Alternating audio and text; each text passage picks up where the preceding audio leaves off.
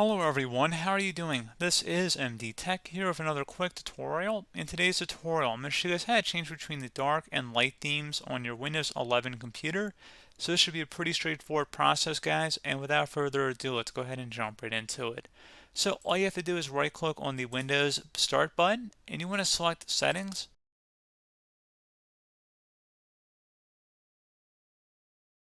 On the left side, you want to select Personalization. So underneath select a theme to apply, you can see the light theme is the first option here, the dark theme is the second, and you have other iterations of these themes as well. We're going to go ahead and select the dark theme, which is the second option there.